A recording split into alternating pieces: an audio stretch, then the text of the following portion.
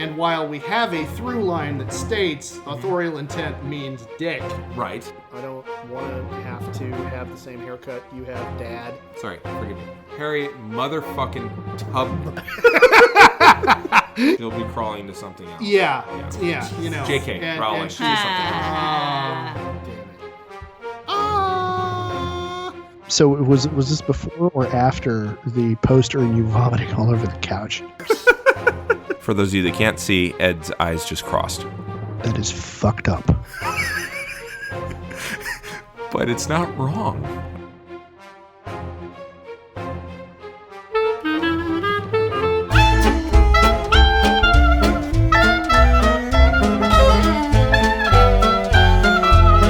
This is a Geek History of Time. Where we connect everything to the real world. That is Ed Bowler, a world history teacher and part-time English teacher here in Northern California. Who tomorrow, as we film this, it is Devil's Night, October 30th, and so tomorrow I'm going to be having a modified Halloween with my little boy. He's dressing up as Gecko from the PJ Masks. Yep. He has insisted that Mommy has to dress up in red and Daddy has to dress up in blue. Mm-hmm. So Catboy and Owlette. obviously, and yeah, Daddy will be Catboy.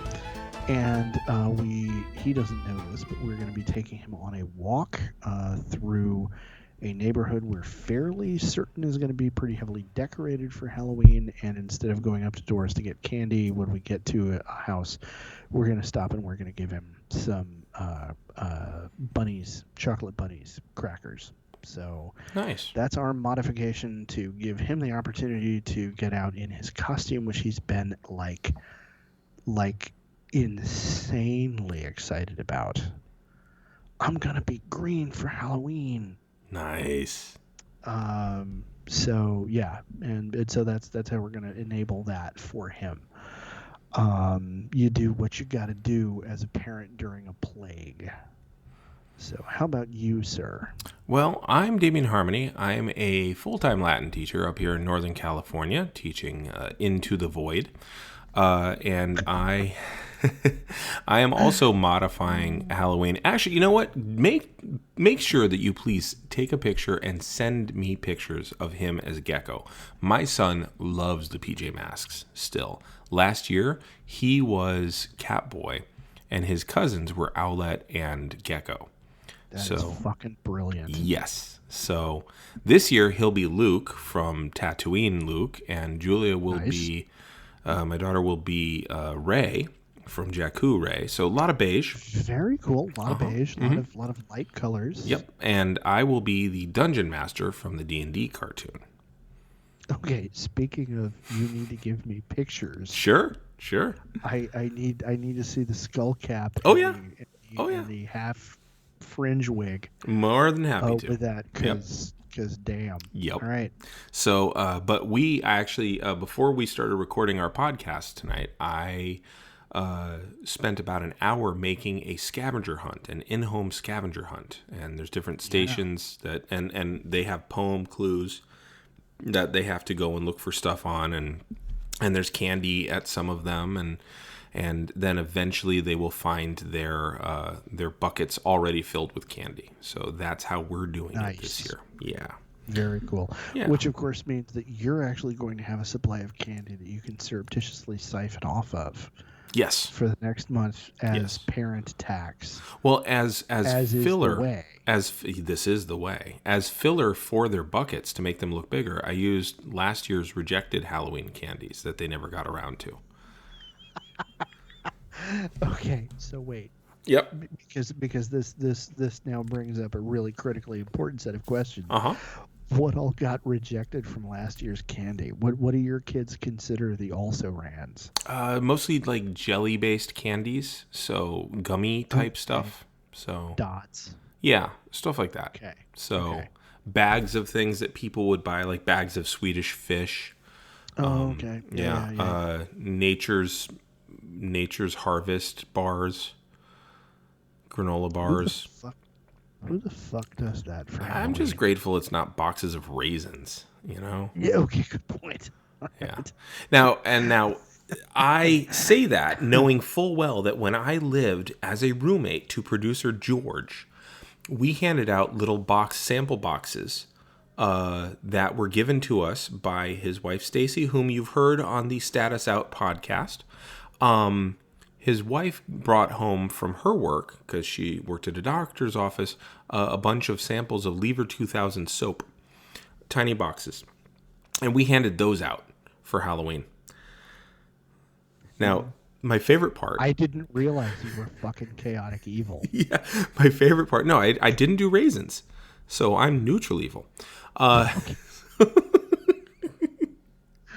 Okay, yeah. Granted. So, but Raisins are lawful. So, yeah, I think you're probably right. But the best part about this is they were little silver boxes, so they kind of looked like they were candy.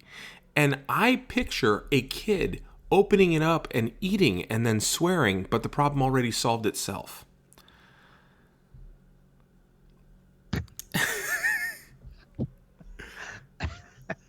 I had to think about that for half a second, but you're totally correct. Uh-huh. Yeah, that's true. Yeah. And like I palmed it, like I did like this. I'm showing you. I did it like this when I put it in there, so they didn't see who did it. No. Oh God. Did it to them. We had so much fun. Yeah. Someday, awesome. next time we have producer George on, you need to ask him about our round mouse pads. It's a wonderful story. Yeah. Okay. So, but in the meantime, when last we left off, we had just finished discussing the 1966 movie of Batman. When last we left our intrepid heroes. Which means we only have 8 movies to go. Fuck me. All right. So, which brings us to the 1989 Batman. Now, this was a big deal. This was huge. Well, okay. This was the point at which Bob Kane, really, I think for Bob Kane, and I think by this time, unfortunately, Bill Finger was dead, which is tragic on any number of levels, because everybody listening to this has already heard me bemoan how Bill Finger got screwed. But for Bob Kane, who is the other creator of Batman, this, I mean, in all the interviews that I've seen of him and of Stan Lee, kind of surrounding this was really the moment where Bob Kane really, I think, absorbed the understanding of how big his creation really had become. Yes. He showed up to the premiere in a suit with a cape to match Batman's cape. Oh wow. Yeah, I know. There's pictures of him doing it. Okay. And he ate up all of the media attention, and it was in an interview about Bill Finger. I mean, in a film about Bill Finger, this movie comes up in an interview with Stan Lee, because Stan Lee and Bob Kane were really good friends. They were very, very close friends. And so Stan Lee rode to the movie premiere.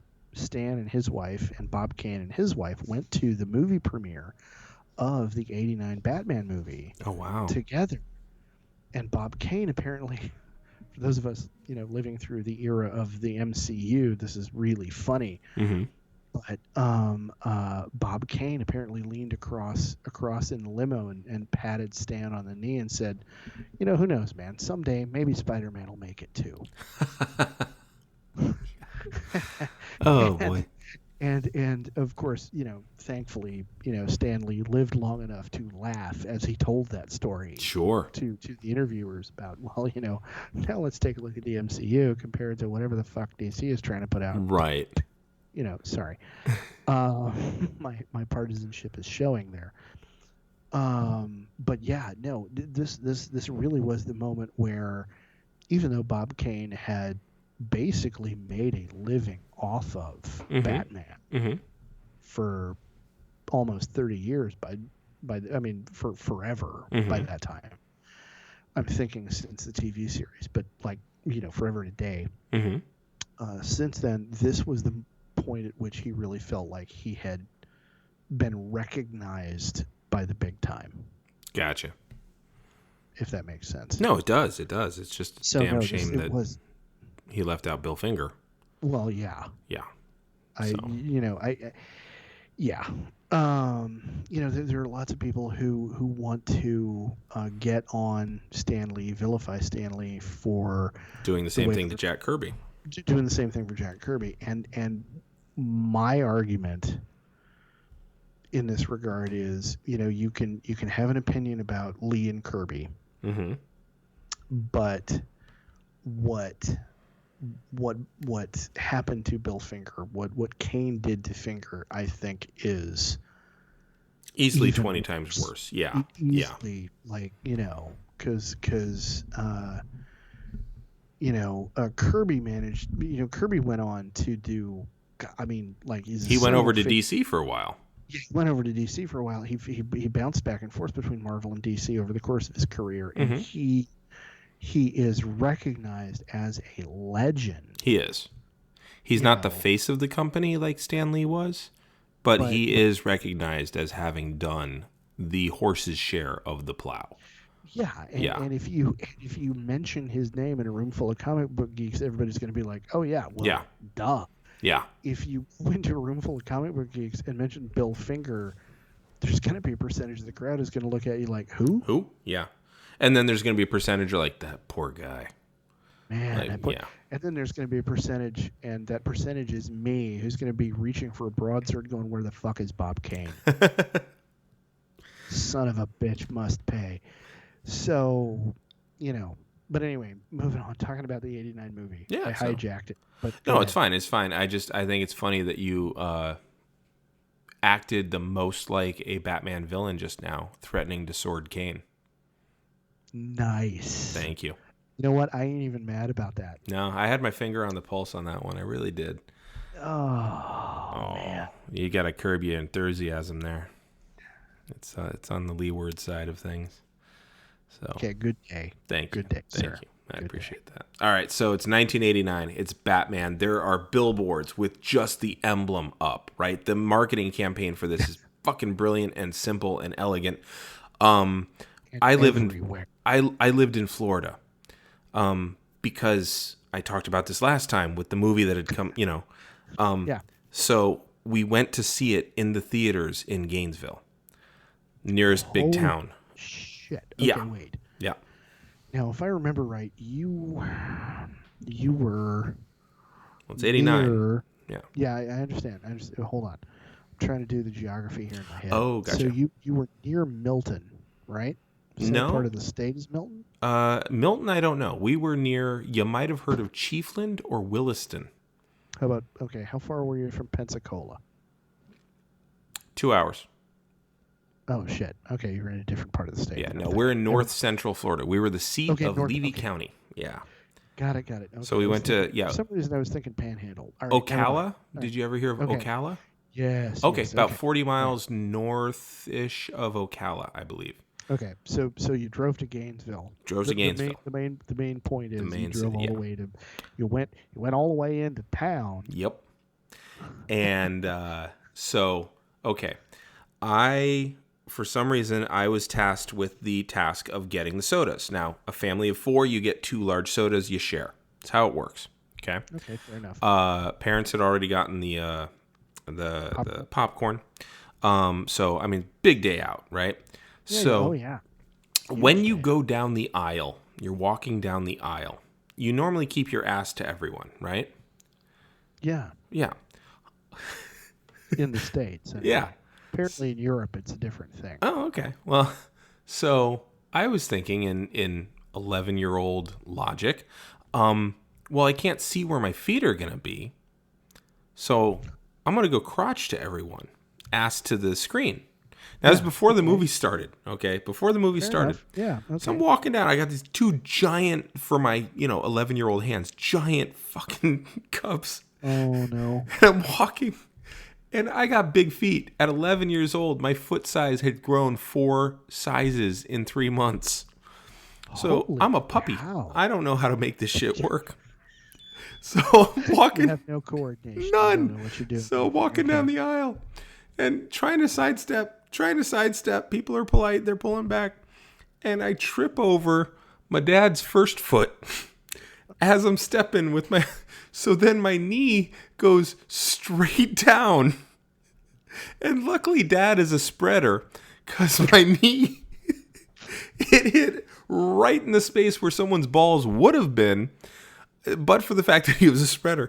But he reacted as though I jonesed him. So my knee goes slamming into his seat. And then I've got these 2 giant cups.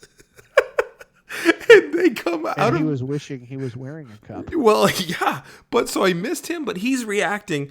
And meanwhile, I don't have hands to brace myself. And so the cups are coming out of my hands this way, as though I'm like a supervillain with shocking abilities. And so I'm holding these cups, and they're now parallel to the ground and going forward. There's a couple behind us, a very well-dressed black couple behind us, dressed up to go to the movies because it's Gainesville. And that's what you did in Gainesville, is you dress nice. And they're probably in their mid-30s. And the look on their face and the position that they struck, they both had very defensive positions of, oh God, and you hear them scream as I've got these 2 giant cups of Sprite and they're just going and the lids hold. So the whole I world... don't understand how you're an atheist. That was a miracle, you heathen. You need to recognize that there was divine intervention right there. Now, mind you, it didn't intervene. He, capital H, he didn't intervene on your behalf. He intervened on behalf of the couple behind your dad. And my dad's balls. Yeah, well, okay. So, yes. So they're frozen, expecting to be dripping, and now they're not. And so I sheepishly sit down, and my mom's like, why were you walking that way? And I couldn't explain it. And it was so funny to me even then, because the look of terror on their faces.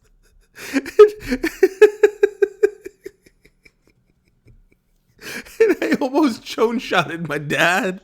And it's just this combination of things in 3 short seconds before the Batman film. Wow.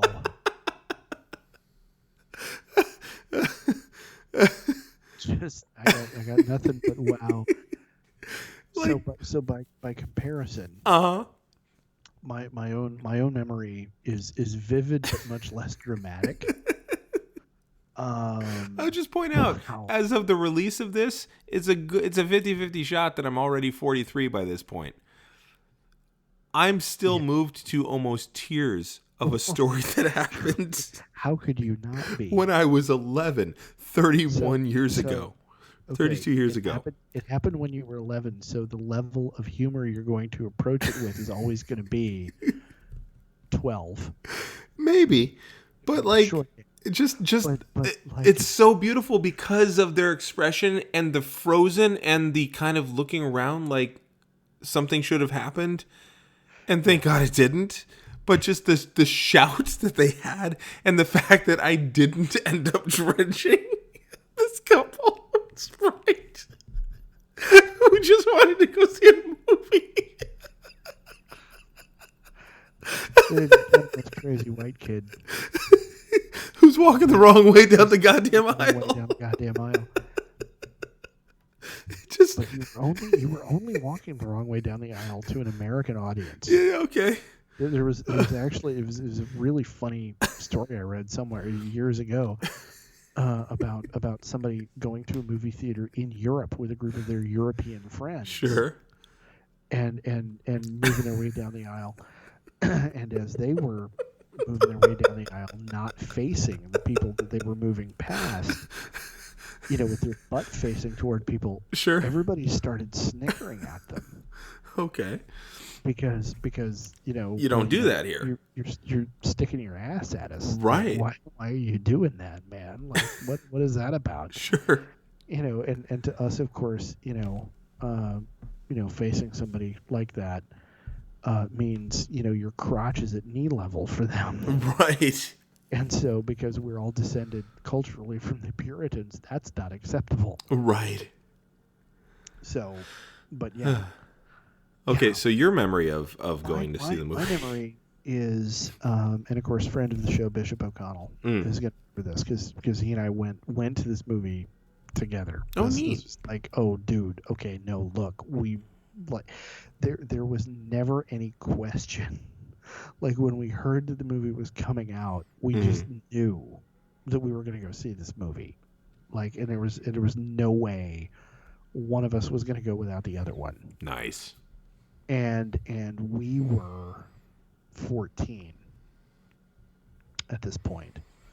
So this was one of those first movies where it was like we were old enough that our folks were like, Right. all right, yeah, you can go to the movie. Obviously we couldn't drive, but we met up outside the theater. I'm trying to remember. Let's see. So this would have been 89. I think we would have seen this at the Edwards Cinemas in Mira Mesa. And Bishop, Home field advantage. Yeah, when you listen to this, remind me, because I'm pretty sure we saw it at the Edwards Cinemas in Mira Mesa. And at that time, this shows you how long ago this was. It was the Edwards 5. Okay. So there were 5. a grand total of 5 theaters. Yeah. And it was a year or two after that the 7 opened up. It was another Edwards theater, but it was the 7. How many theaters did they have? It was like a huge big deal. 7. Oh. They had, the number was anyway. I don't know if it's a San Diego thing or whatever, but anyway, so they anyway we met up at the theater, and I remember, and I don't remember very many details, but I remember going to see it with him. I remember we sat down, and I remember the movie was remarkably dark.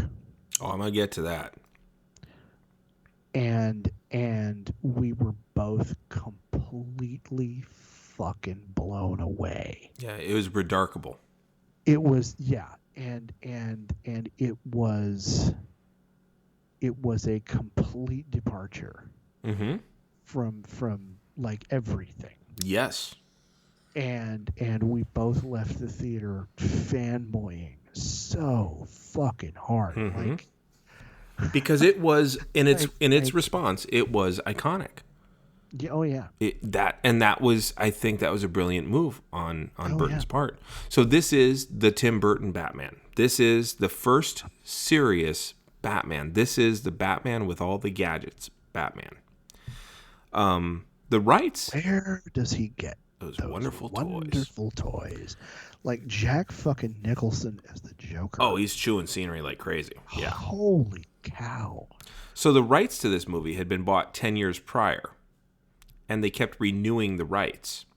And interestingly, a little more than 10 years, but interestingly, no studio wanted to touch it because they figured Batman was a dead brand.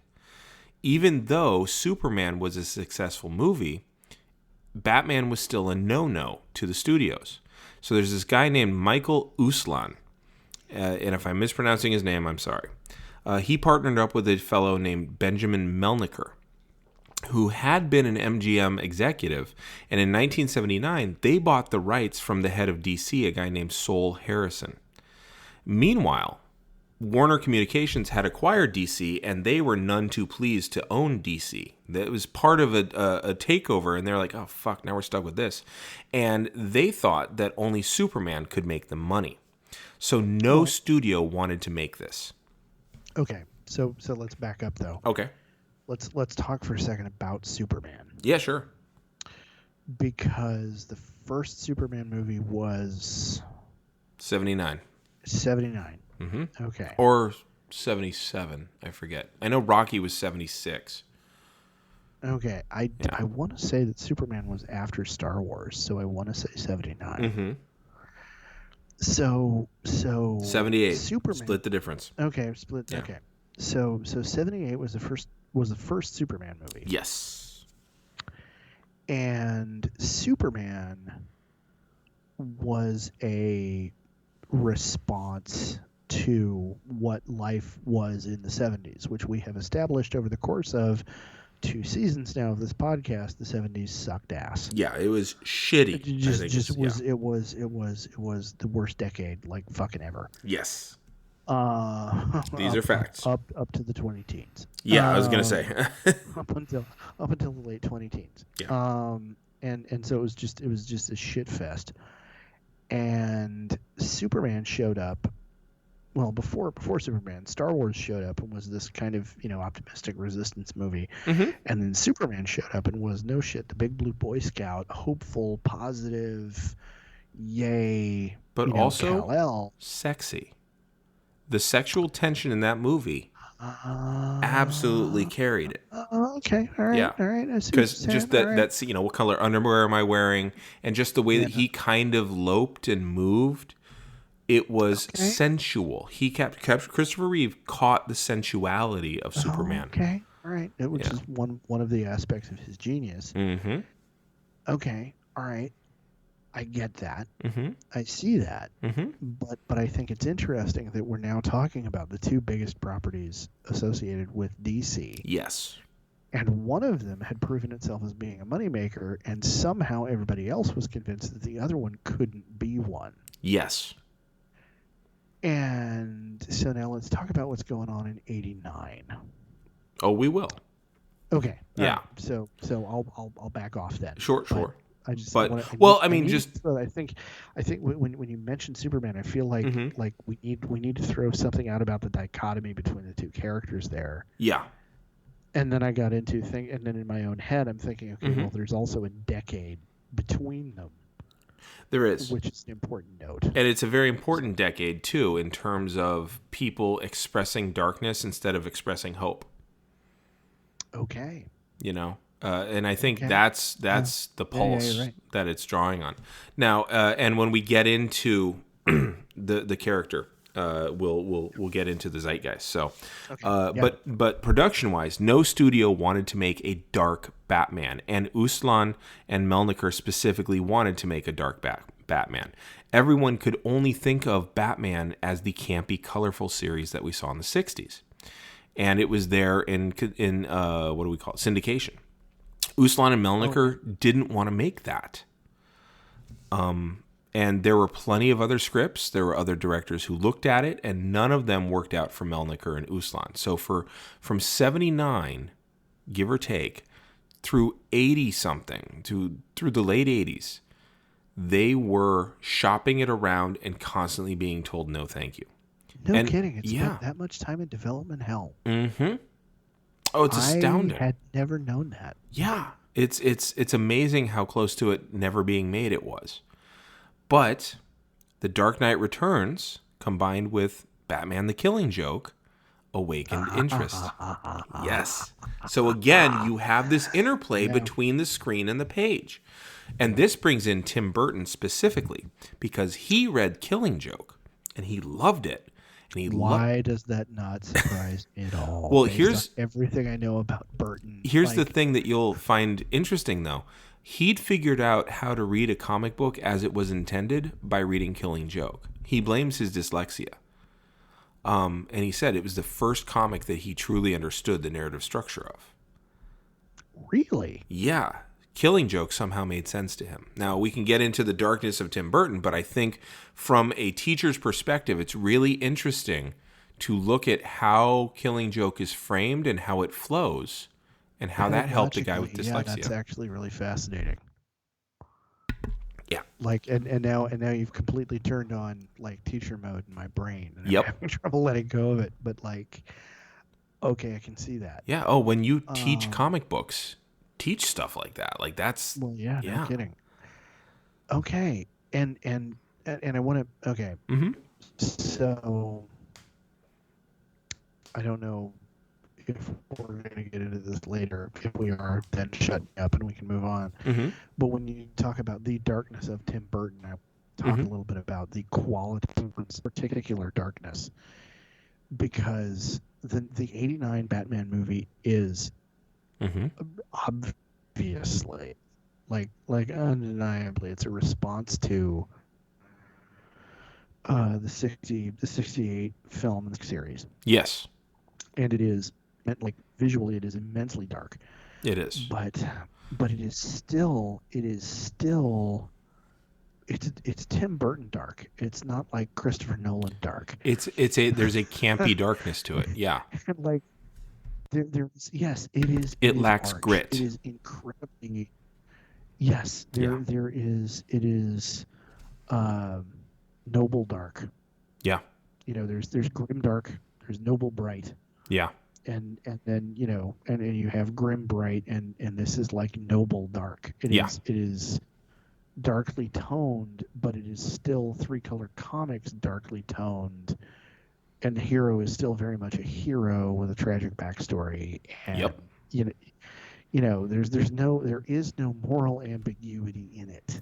No, there's not. But what there is a very human aspect to Bruce Wayne in this. Now, I would point out again, though, that it's not Burton that makes this movie the dark movie that it is. It's Uslan and Melniker refusing to let go of the fact that they want it to be dark.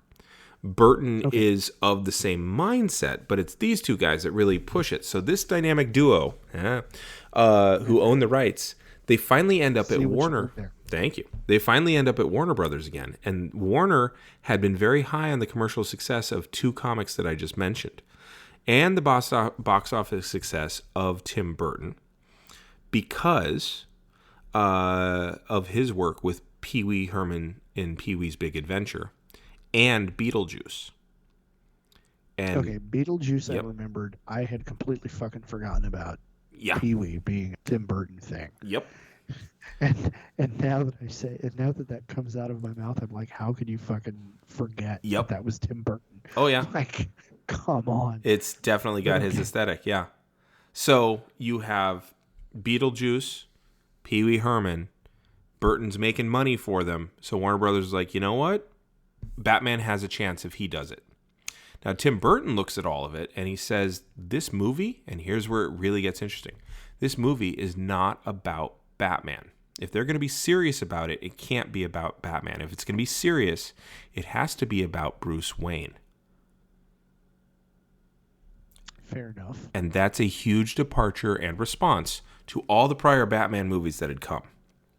Oh, yeah. Yeah. Oh, in a massive way. And now I want to talk about Keaton. Oh, I'll get to him. Okay. Yeah. Right, Yeah. Then never mind. I'll shut up then. But yeah, that narrative take as no, this has to be about the traumatized little kid. It's not even about that though. That's not until you get to Val Kilmer. Yeah. Okay. Yeah. No, this is way different. So fans initially did what fans always do when it's a Batman. Oh, this guy can't direct it. Oh, this guy can't be in it. Warner attached Bob Kane to it as a creative consultant, leaving out Finger again. Well, yeah. Burton then doubled down. He said, okay, not only do I not care that people don't want me directing it, I'm going to find the most not obvious movie star to do Bruce Wayne. I want something dark but with a lot of range. And he went back to Beetlejuice co-star, or his Beetlejuice star, Michael Keaton. He said, why don't you do that? Now, talking about Michael Keaton, you got to talk about the fact that he was a stand-up comic. You got to talk about the fact that he was always in zany TV shows or zany movies, or he was in Clean and Sober, and I want to come back around to Clean and Sober, actually. But he was in Mr. Mom, and he was in all these movies in the 80s, so nobody took him seriously as a serious actor. Oh, that's right, he was in Gung Ho as well. So Keaton was in Beetlejuice, but like you said, yeah, he'd been in Gung Ho as well. But he was in Beetlejuice, and that's what really sold Burton on the idea that Keaton had range, because the other thing that he had seen Keaton in, I want to say Buster Keaton, but the other thing that he'd seen Michael Keaton in was a movie called Clean and Sober, where he plays a guy who has a really bad night with a gal and she ends up ODing on his stash, and then he goes into rehab to escape it, and then he has to build his life back together.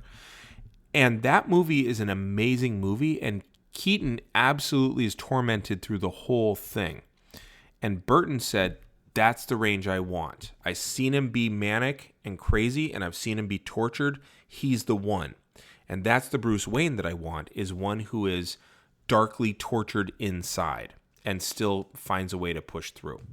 So Keaton, Michael Keaton, actually dove into the comics to understand the character better, and he specifically looked at The Dark Knight Rises. Really? Yeah. Or The Dark Knight Returns, you mean? Yeah, probably. Because The Dark Knight Rises is the title of one of the Nolan films. Oh, yeah. Then it's Returns. Okay. I apologize. So wait. Back up. So what you're telling me is the director of the movie had the Killing Joke in the back of his head the whole time. Yes. And the lead actor had The Dark Knight Returns in his head the whole time. Yes. And they holy fuck. Yeah. That's like that I cannot begin to express exactly how perfect that is in terms of what it is that they wound up creating. Well, and then you add to that the overlay of the fact that they both said this movie is about Bruce Wayne, not Batman. So their emphasis is on the reality and the humanity of Bruce Wayne, not the heroism of Batman. Yeah. So now fans, when they found out that Michael Keaton was going to be Batman, they sent over 50,000 protest letters to Warner Brothers. I wasn't one of the ones who sent a protest letter, but when I first heard that it was going to be Michael Keaton, I was like, wait, him? Sure. What? Which has been everybody's reaction for every single person since that. Like everybody's always, are you serious? Really, him? Okay, you know what? Here, okay, I'm gonna quibble slightly. Okay. When I heard Val Kilmer, I didn't quibble. People did. Oh, I know people did. But I'm saying, like I will admit to being part of the herd mentality with Keaton. I will totally admit to being part of the herd mentality with, oh, damn it. George Clooney. I didn't quibble with Val Kilmer because I'd seen him do enough stuff that I was like, no, let's give the man a chance. And when I heard Christian Bale, I'll admit I had to look up, wait, who's Christian Bale? And then after I looked him up, I was like, no, I think this will work. I think this will be good. A lot of people didn't. Oh, I know a lot of people. Yeah. A lot of people didn't, and a lot of people were fucking wrong. I'm just going to say, personally, I think a lot of people were fucking wrong. Well, I would point out that every iteration, people were wrong. I think each person brought something to it with various limitations that were placed upon them. Okay, but fair enough. Yeah. And most recently, even though the film hasn't come out, everybody's like, Pattinson? Like, you mean to tell me Edward fucking Cullen, the fucking glittery vampire, is gonna... There's no way he can fucking do that. And I've actually been one of the people, like, anytime I've seen anybody saying that online, I have actively made a point of posting to tell them they are full of shit because they have no idea yet. Because we have this long and now storied history of everybody who takes on this role being shat on by the fandom. Oh, yeah. Until they do it. And then all of a sudden, it's like everybody goes, oh, yeah, no, he's awesome. I knew he was going to kick ass. Like, no, you didn't. Like, now we have receipts. It's a funny thing about internet culture is, back in 1989, everybody who doubted Keaton suddenly fucking disappeared. Right. Like complete, like, no, I never had it. No, he's awesome. He's great. Yeah. And like, no, man. I remember talking with you at lunchtime at school. You were like, oh, this is a fucking joke. This is going to be so shitty. Like, no, I remember. Now we have all of it in fucking writing. Yeah, well, yeah. But 50,000 people put it in writing, and they wrote it and mailed it. They mailed it. Okay. Sent it through the post to Warner Brothers saying, in a protest letter about an actor playing a comic book character. See, this is why I understand now how QAnon appeals to people. It's not because they're right. It's because people are passionate about a very narrow view of things, and they get really angry if you challenge it in any way. Okay, that's fair. Yeah. I can see that. So now, Jack Nicholson gets cast as the Joker. Plenty of other people were auditioned, by the way.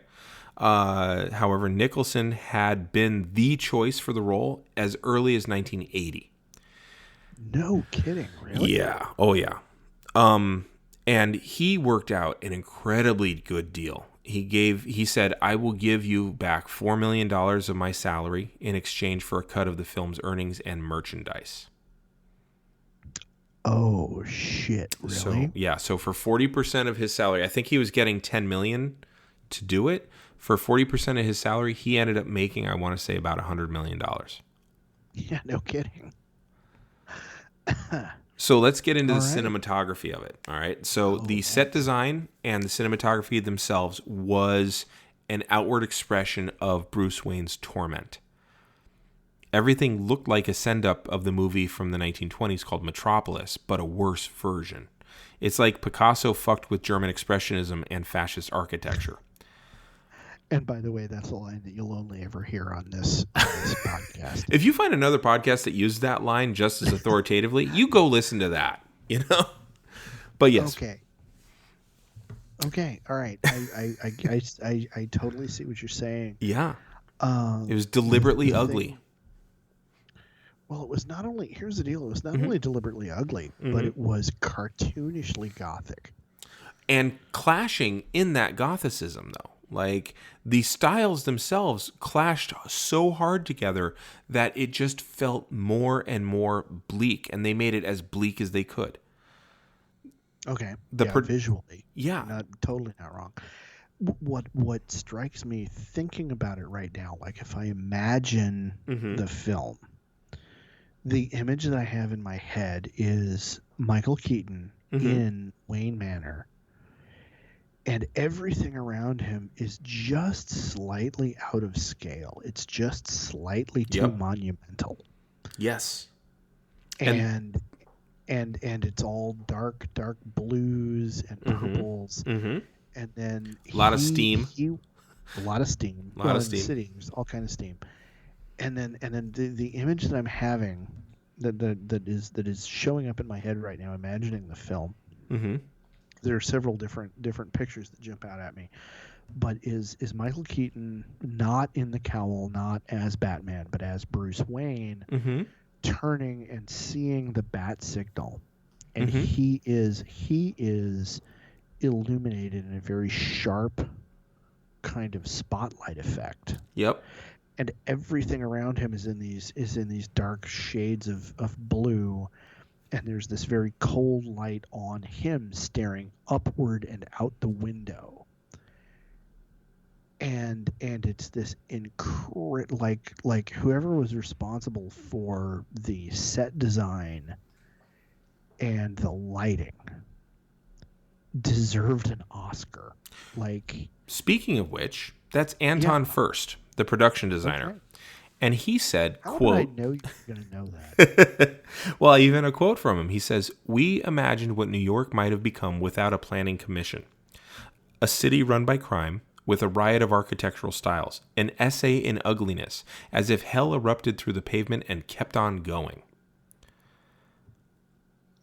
And that's Bruce Wayne's torment too, because you think about steam coming up from everything and bursting out from everything. There is a seethingness. There is an energy that is frenetic and yet out of control, and it's bursting through the pores. It is not under control. Neither is his torment. I'm going to need to go back and rewatch this movie at some point, just because now there's all this fucking symbolism that was subconsciously there that I didn't spot. Okay. Well, and then you look at his suit. Now, that's as dark as it could possibly get. You just have that little yellow thing in the front. And everything else is jet fucking black. Mm-hmm. And now part of that is because Keaton is not a 6'4" Ubermensch. He is average height, so it hides that. Yeah. It also sets off really nicely against the Joker's chalk white makeup. It also had the advantage and added bonus of being really uncomfortable and claustrophobic. Advantage, you say? I do, because Burton said that it put Keaton in a darker mood overall, which really helped. Okay, I can see that. Mm-hmm. And so now I need to segue for a moment. Yeah. So when I was in college, Mm-hmm. I wound up working with a group of people. Sure. I was a lab tech. Mm-hmm. At a computer lab for University of California, Davis. Mm-hmm. And I wound up joining a crew of people who'd been working together for a while. One of them is, my best buddy. And so one year, I want to say it was my sophomore year, all of these guys who were a year ahead of me decided they were going to do Halloween costumes in a theme. And their theme was going to be Batman. Okay. And they kind of all decided amongst themselves what they were all going to do. My buddy wound up doing a really remarkable Two-Face costume. But that's kind of beside the point I'm trying to get to, which is that one of them was Batman. And he did the Burton Batman with the black rubber-looking suit with the cowl and all of that. Mm-hmm. And the funny thing is, he was, if I'm remembering right, Chinese, Asian guy, who weightlifted in his spare time. And he was a little above average height, but he was also swole as all hell. Sure. And seeing him, and I remember, I didn't know who any of these people were. This was the year that my best friend and I connected. Mm-hmm. Because we were in Spanish class together, but seeing the other people in his circle, and seeing this individual in this costume, it's really remarkable the way that specific Batman costume creates a very specific character for Batman. Yes. Like, that was a massive... The word that comes to mind is departure, but I don't know if that's the word I'm looking for. But, like, the comic book Batman in the 70s had gone to, a gray costume with the blue cowl. Right. And the yellow oval. Right. Basil is the word I'm looking for in their chest. With the bat logo. And that was, no, we're going to take that and we're going to dial it all the way down to 0. Mm-hmm. Like, there is no color. The only reflection you're getting is from the utility belt. Yeah. And the bat logo, and the rest of it, you're just getting sheen. Yes. From the very clearly some kind of plastic rubber armor looking outfit. Oh, and they say that in the first couple of minutes when Batman gets shot by the guys on the rooftop, and he's like, wait a minute, some kind of body armor. And then he kicks the shit out of them. Yeah, just beats the daylights out of them. Yeah. And that was and then taking that idea and then going back to me at 14 watching that movie with my then best friend sitting next to me, brother from another mother, the two of us sitting there, both of us like literally making whoa noises. I mean, sounding like Bill and Ted, not even kidding. Like unironically, just completely fucking blown out of our minds. Oh yeah. By this, amazing departure from everything we were used to. Mm-hmm. It was like you say, it was itself iconic. Yeah. In its departure. Yes. So Keaton, he approached this idea of Bruce Wayne as being a man who maintains dual identity. And in so doing, he really looked at the logic of it. And so he said, honestly, it'd probably be really easy to figure out that Bruce Wayne was Batman. Same height, same voice, and so on. So what he did was he made Batman speak with a lower register than Bruce Wayne, which is something that goes on forever after that. He set a standard there. And becomes most noticeable with in the Nolan films. Yes. Now, Christian Bale. The themes of this particular one are pretty simple. You have two men who are essentially freaks. One revels in it. The other tries really hard to harness and control it. Joker's face is actually out there in the open. His scars are on the outside, causing his insanity. He is chaos incarnate because of what's happened to his appearance. His schemes are all appearance-based. Batman covers his face, mostly wears monochrome, and is the secret life of the real man. His scars are internal, and he struggles to keep them in. And the movie is really about the depression of Bruce Wayne. He doesn't do anything normal. He literally says that to Vicky. He then meets Vicky Vale, and then he says that to her at one point, who wants to bring him out into the light. And he's deeply conflicted and an emotionally bereft man. He can fight, he can chemist, he can detective, but he cannot express himself in a normal, healthy way. And this is where sadomaso schizo in a rubber suit comes from. Yes.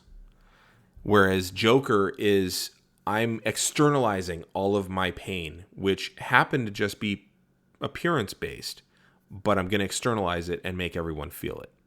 Keaton said during the filming, quote, "It was a lonely time for me," which is great for the character, I suppose. And it's because he was having marital difficulties and he had a small child. And he didn't sleep well at all during the filming because it was in London and he was always trying to fly back to see his kid as often as he could. I think it was in Denver at the time. Now, there's two scenes in this movie that really, really define Keaton's Batman for me. The first one is they're having dinner with each other. How's the soup? Excuse me? Oh, the soup. Yeah. How is it? Yeah. Could you pass the salt? That scene. That's a great. Such a good scene. Here's the thing. If you ever watched Citizen Kane, okay, this scene is the opposite of that montage. In Citizen Kane, they start off so close together and cuddling and loving, and pretty soon they're further and further apart as their marriage is dissolving and he's really into his power. This scene, They start that far apart, and then he's like, they realize how far away they are, and he's like, you know what? And he makes a choice, takes her into the kitchen, and then they're in his kitchen, and they're talking with Alfred about him as a child, and he's really starting to show a lot of joy. And she gets him to open up by praising Alfred. And that's what opens him up. And she physically got him to be closer to her because they're now sitting together in the kitchen. And they go upstairs and they've gone to bed and she's asleep and she's very happy. But he's let this ray of light in and it fucks with him, so he can't sleep. Now that he's opened up, Bruce Wayne does not know what to do. And so what does he do? He goes and hangs upside down like a bat. Right. Yeah. He has a sleeping problem due to his Batman schedule, but he also has an intimacy problem due to seeing his parents killed. The other scene that I think is iconic and notice this is a very Bruce Wayne-centered movie. The other scene I think is so iconic is where he's trying really hard to open back up with Vicky Vale. He goes to her apartment, and and she's, he asks if he can talk to her, and he just is struggling. This is before the Joker bursts in. He's struggling big time with this, and he ends up getting saved from having to actually express his feelings, because he's like, when a man, he's the Joker bursting in. It actually saves him. The Joker's rescues him from the terrible, yes. That is such a brilliantly done. I know. Yes. I remember now what you're talking about. Uh-huh. That is such a brilliantly done scene. Yeah. and Keaton is amazing in it. Oh my God.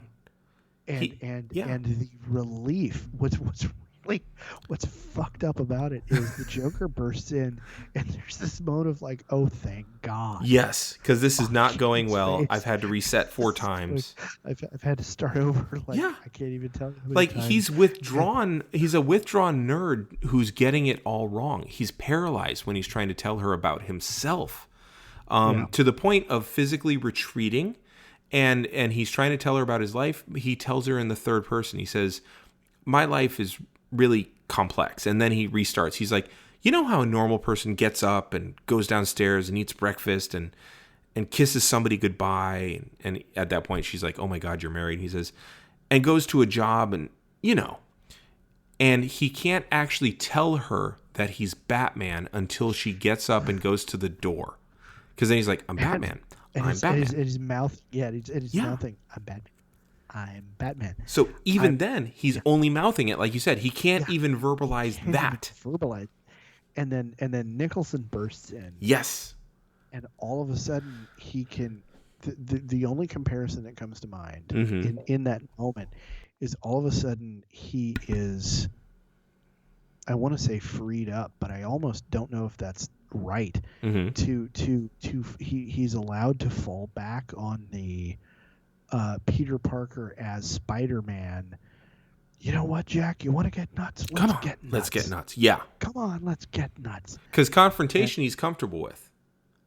Yeah. Expression he's not. He's totally out of his He depth. needs a foil.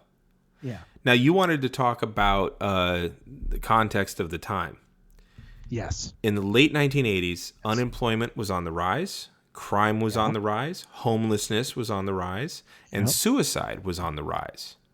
I hadn't known that last one. So, of course, Bruce Wayne is depressed. It makes sense now in retrospect, obviously. And that's the centerpiece of the movie, I think, which is really interesting since in 1989, the hopelessness theory of depression was publicized. Explain. The hopelessness theory of depression states that depressive symptoms are most likely to occur when a vulnerable person experiences negative environmental circumstances. Both have to occur simultaneously, though. As this shows, a lot of work in the 80s had been done specifically relating to depression and understanding it better. And therapy had become more mainstream acceptable. And there was a study done to analyze the American zeitgeist attitude towards children and teenagers with mental illness. So when people have depressive symptoms and the outside environment is going to hell in a handbasket, that leads to the hopelessness aspect of it. Okay. All right. And so people are really starting to hit the couch as far as therapy goes. You see a huge uptick in therapy, which is really good. But it's the 1980s, so I mean they're only 50 years away, 50 years away from like electroshock therapy, 30 years away from that. Even, I was going to say not even 50. One Flew Over the Cuckoo's Nest type shit, in the 70s. So there's a lot of shift, but I mean, it's still in, again, living memory. So this idea of hopelessness really comes in. And so, of course, your Batman is reflective of that on some levels. He is depressive. Okay. Yeah. No, everything scans. Again, we get back to sadomasochism, rubber suit. As characterized by my buddy and his friends in the movie they were making in high school, which would have been, totally 100% inspired by Keaton's Batman. So I think it's interesting that the idea of Batman being an embodiment of a kind of mental illness is really profound. It's gonna get a lot darker and sadder as we go through the movies, by the way. Well, this doesn't go well. No. But I think talking about the comics, prior to this, there was never any I mean, the Dark Knight Returns Mm-hmm. is really the first time we ever see anybody in the comics Mm-hmm. really portray Batman as being unhealthy. Yeah. Like within the comics, it had always been kind of a given that, well, this is motivated by his trauma, but he is Right. a sane figure. He is doing this for reasons, and this is not motivated by a wounded inner child. Right. And then the movie, the Burton movie comes along, and Burton and Keaton very clearly look at it and go, no, this is not a healthy man. Well, and they have Robert Wall actually speaking for us in that too. Vicky Vale says, find out what happened on the corner of whatever and whatever, and he finds out that Bruce Wayne's parents were murdered there, and Bruce Wayne saw it, and he says, and so because he leaves roses for his family, for his parents there. Yeah. And then Robert Wall's character Knox says, "Man, what do you think that does to a kid?" Yeah. Yeah, and no, it's an amazing line that's almost that is thrown away. Yes, because away he's trying to in some ways discredit Bruce Wayne because he sees that Vicky Vale is attracted to him, or and stuff like that. Yeah. So that's and so the idea of Batman and Bruce Wayne as the individual behind the cowl being unhealthy, being broken. Yes. In this kind of fundamental way. This is like the Dark Knight comics gave us the first view that with Alfred as the audience stand-in, kind of going, no, I'm sorry, this is fucked up. Right. No, you can't do this. And really, all of a sudden, we as the reader are forced to go, you know what? He's kind of right. This is not cool. Mm-hmm.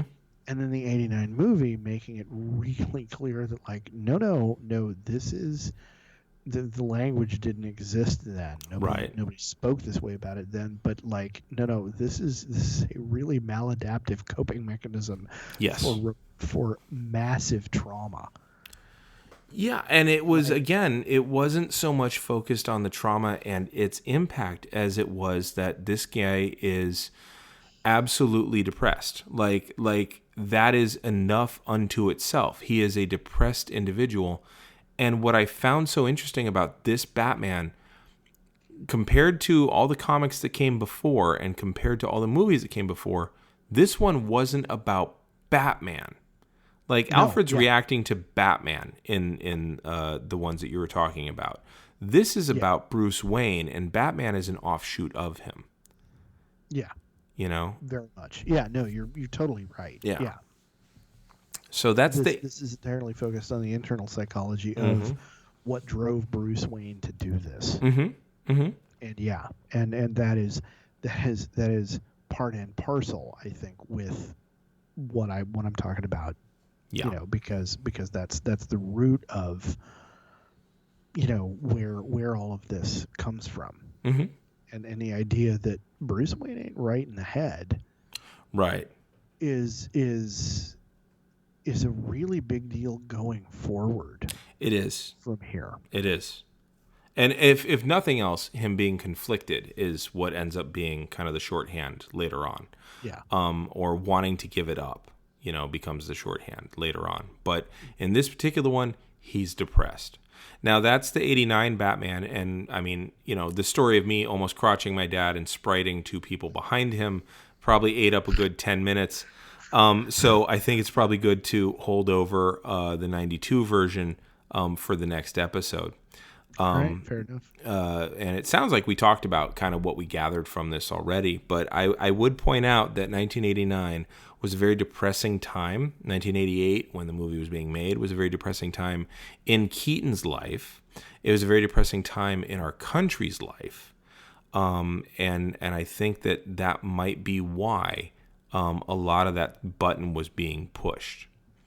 You have a lot of homelessness. You have a lot of vets from Vietnam really starting to be much more visible in the late 1980s. You also have procedural TV shows in the late 1980s being less about the police getting it right and more about it's an unending onslaught of shit they have to deal with. Okay. So I think that in a large way, also, now that we're in the 80s, you also have Star Trek The Next Generation. And what do they have on their ship that the original Enterprise didn't have? Oh, counselor. Exactly. Deanna Troi. Yeah. An empath. Literally a psychic. Yeah. Not just a counselor, but a psychic counselor. Right. And then you have a lot of plot revolving around her in the first 2 years about her ability to connect to people and feel their pain. Yes, this is true. And this also being the point at which Bill Clinton is famous for "I feel your pain." Oh, that's not until 92. Really? Yeah, because much later. He's running for president in 92. 88 was Dukakis. Oh shit, you're right. But okay, never mind. Clinton's "I Feel Your Pain" will 100% tie into the 92 Batman. Okay. Yeah. So that's what'll come up next. Hey, where can people find you on the social medias? They can find me on the social media at Blaylock on the Twitter and on the Instagram. Oh, well, I'm sorry. On the Instagram, I'm Mr. Blaylock. On TikTok, I'm Blaylock. And I've established another account that's one that students can't get to, but I don't remember that address right now, so I'm going to have to wait to share that with everybody. Also, I don't really have much of anything on there right now. But yeah, and of course they can reach both of us simultaneously on the Twitter machine at Geek History Time. Mm-hmm. Now, where can they find you when they want to quibble with you over, Tim Burton's role within the Batman oeuvre? Well, you can find me in these streets. Bring it. No. Like I'm going to fight over a DC film. Come on. Now, if you want to fight me over the role of the New Warriors in Civil War, you will find the thunder having been brought. But no, you can find me at Harmony on Twitter and Insta. And you all right there? As an English teacher, I just have to say that is the most torturous grammatical structure I've heard in a very long time in a sentence that is, in fact, entirely correct. Yeah, no, I used a perfect passive participle about the thunder. That fucked with me. I should note for our audience that I'm well past my second beer. Yeah. Right now in our recording session tonight, so that might be part of the reason that I'm having that profound reaction to that. But anyway, go ahead. No, sure. So at Harmony on Twitter and Insta. You can also find me every Tuesday night on twitch.tv/Capital Puns because I and my partners, Mark Berg and Daniel Humbarger, do a little show we've been doing for over 4 years called Capital Punishment. So come check us out. It's a lot of fun. It is. I will say, as somebody not directly involved with that particular project of yours, it is well worth checking out. It is a good time. Yeah, it is. If you can restrain your urge to punch the shit out of your computer monitor. Channel that into the chat room. Just type shit in. Fuck with us. It's great. Yeah. It's good. Because the puns are frequently infuriating, but you won't be able to stop yourself from laughing, even as you want to strangle everybody involved. All the more infuriating. I had a student tell me just today, I get angry sometimes when you pun. And I said, "Are you serious?" And they said, "No, but frustrated." I'm like, "Why do you get frustrated?" Because I get them. And that right there is the encapsulation of why it is that puns are in fact infuriating. It's like it makes me so goddamn angry. Get that? And I can't stop myself from laughing. But fuck, god damn it. So yeah. Well, there you go. When you hear me say "Good day, sir," that's what's going on in my brain. Yeah. So. You made me do that. Well, for A Geek History of Time, I'm Damian Harmony. And I'm Ed Blaylock. And until next time, let's dance in the pale moonlight.